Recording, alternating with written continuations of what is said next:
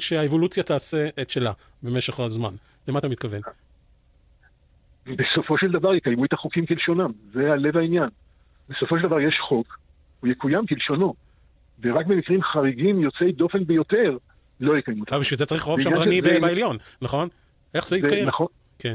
זה עניין, לכן זה עניין של אבולוציה, זה לא עניין שקוראים להם. א', גם אנשים משנים את טעמם, בזה הרגע אתה מדבר עם אדם ששינה את טעמו. אוקיי? אני אדם אמוציונלי, והזעם שלי על המשטרה, השב"כ, הפרקליטות, היועמ"שית, היועמ"ש הקודם, המשנים שלהם, שמדברים דברי הבל, ובית המשפט הוא לא קטן משל אחרים. אבל הנה, אני עצמי עברתי שינוי, כי אני רואה את התמונה כולה. דרך אגב, תמיד אמרתי, בואו נזכור שאנחנו, כי הכיתוב והמלחמה זה שני צדדים שאי אפשר להתעלם מהם, תמיד אמרתי את זה. היום אני מבליט את העניין הזה. אני אגיד לך עוד דבר אחד. אני הרבה פעמים אמרתי ברעיונות, לנקות את העורבות, גם אם נשתמש בשיא העוצמה, בשיא הכוח, ונהיה מוכנים לעימות חזיתי שמשתמשים בו בכל האמצעים, גם אם נהיה מוכנים לזה, לנקות את העורבות ייקח עשרות שנים. אוקיי? ההלכה הזאת שהיועמ"שית תהיה קובעת בכל עניין ודבר, נקבעה בפסק דין אמיתי ב-1993. העורמה שבה התקבלו חוקי היסוד זה ב-1992, במרץ 1992, כאילו כקישוט לחוק הבחירה הישירה, בלי שאף אחד לא ישים לב. המצב שהגענו אליו עכשיו נמשך למעלה מ-30 שנה. למעלה מ-30 שנה, בנושא הנורמטיבי, בנושא של חקיקה ותקדימים.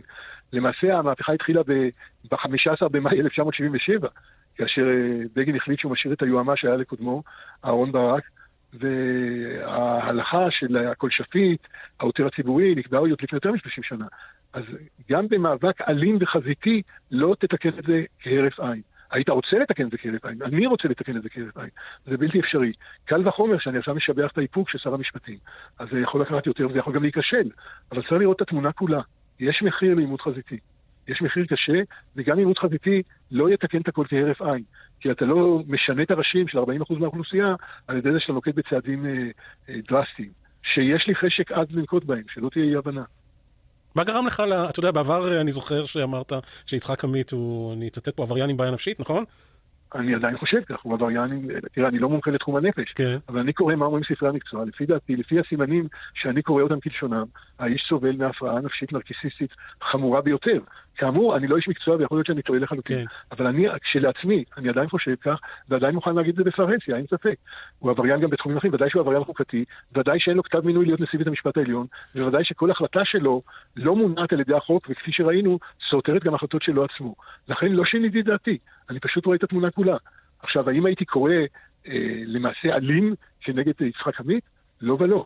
אבל שים לב למה ששר המשפטים עשה. שר המשפטים מתעלם ממנו, לא מקיים איתו שום ישיבה, אבל את השופטים בבתי המשפט הנמוכים הוא אפשר לקיים. ולהם דרך אגב יש שופטים שנפסלו בגלל סיבות פוליטיות, בגלל השתייכות כביכול לימין.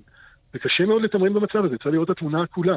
כולנו היינו רוצים שכל הבעיות ייפתרו כהרף עין, גם בתחום הזה, שאולי התחום החשוב ביותר בזירה הציבורית, וגם בתחומים אחרים. אבל בעיות לא נפתרות כהרף עין, צריך לראות את התמונה כולה. כן. קל לי להגיד דברים מהסוג שאמרתי על יצחק עמית. קל לי, נוח לי, נעים לי להגיד אותם.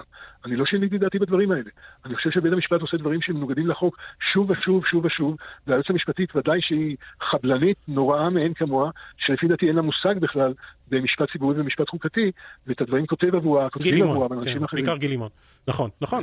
כנראה. כן. אז קל לי להגיד את הדברים האלה, אבל לפתור את הבעיה זה לא פשוט.